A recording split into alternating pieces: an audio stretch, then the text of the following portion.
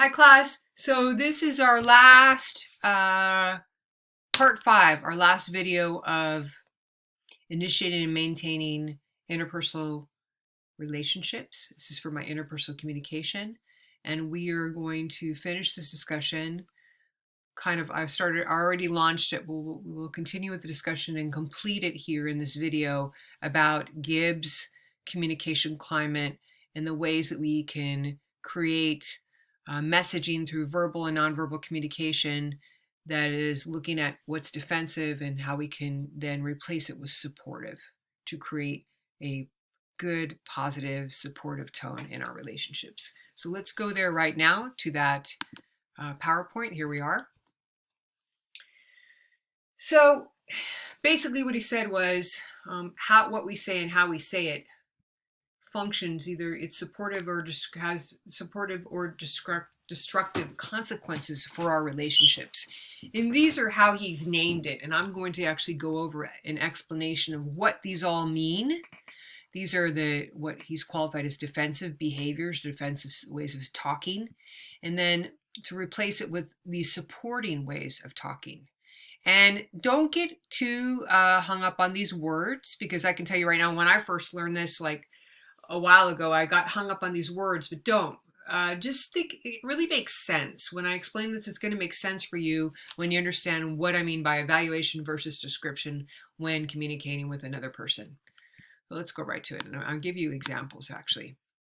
So, actually, I'm going to come back to this.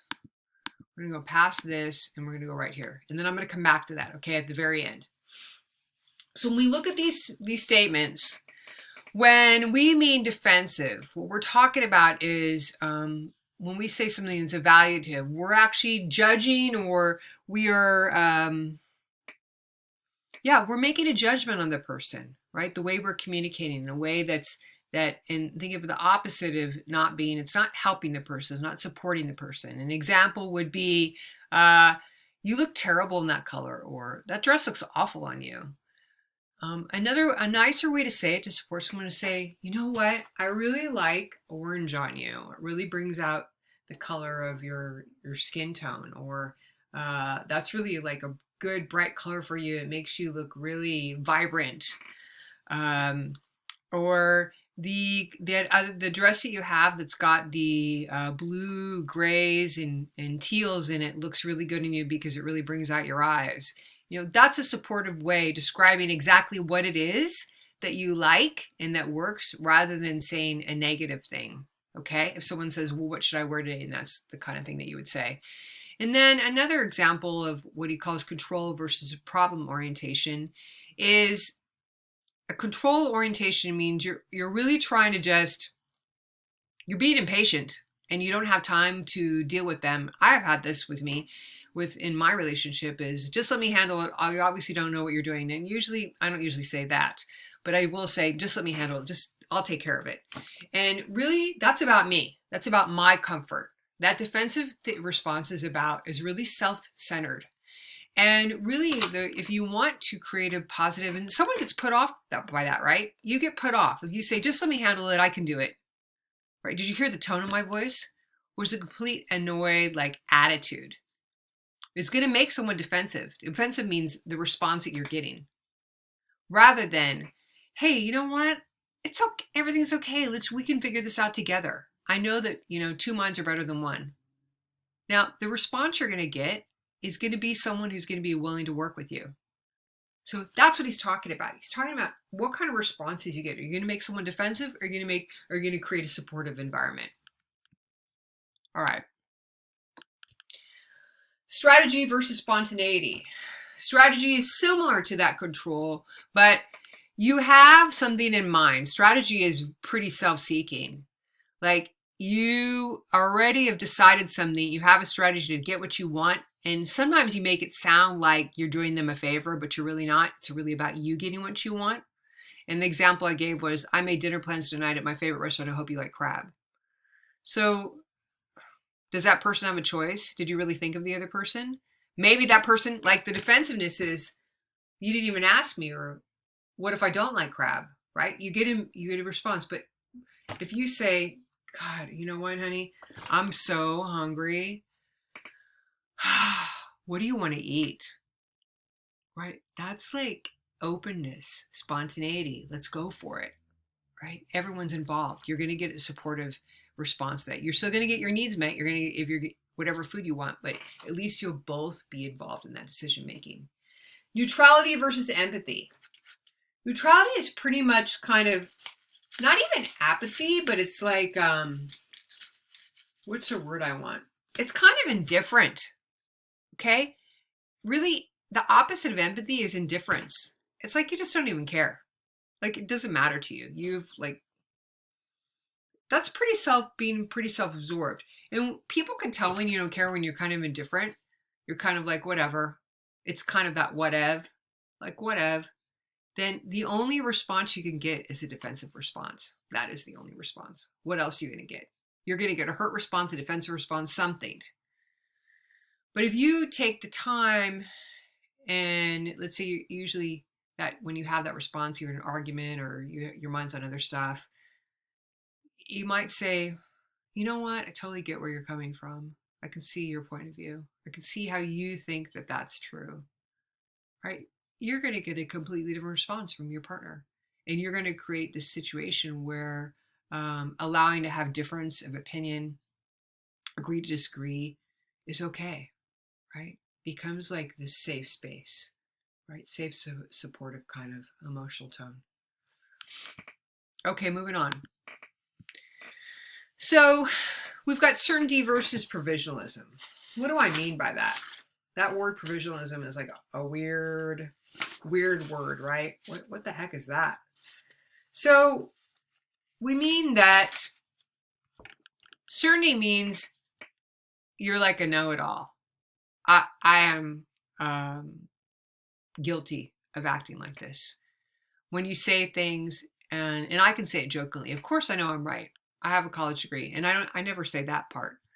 But that is when you put on someone the defensive. When you have to assert like how certain you are and why you're certain, you're only get a defensive response. But if you say something like being open, so there's kind of an openness to it, assuming that everyone is right, that's provisionalism, right? Assuming everyone's right, or assuming that you don't know. Being open is saying, I don't know. Maybe we should agree to disagree. We both have valid points. Okay, that's just thinking that everyone's right or everyone doesn't know. You're going to create a different tone, a different climate in that relationship. Superiority versus equality.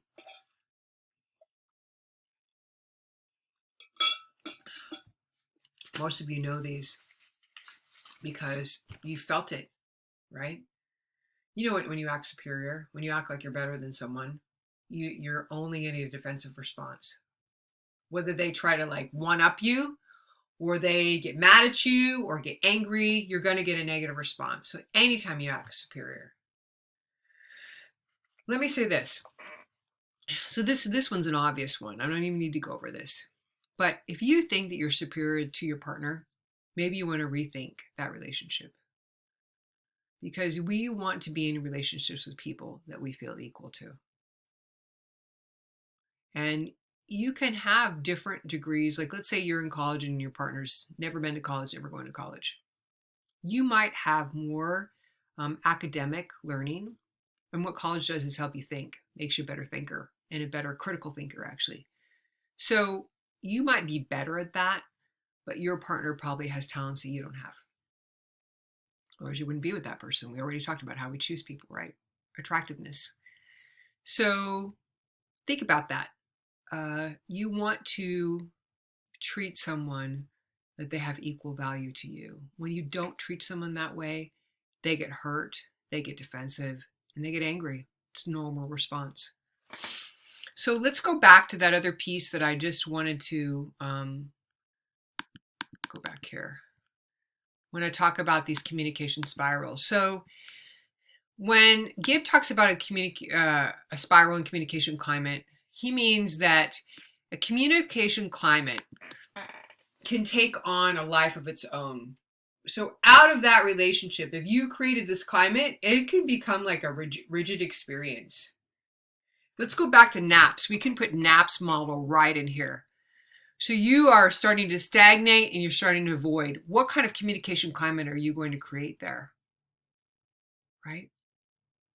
A spiral is reciprocating communication in which each person message or lack thereof, because nonverbal is a message, reinforces the climate.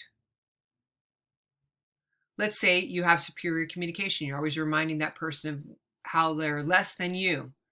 Well, what climate are you? Then maybe they're going to try to remind you of how they're better than you. What kind of climate are you creating? It's reinforcing. So that negative or defensive way of communicating reinforces that climate. You with me?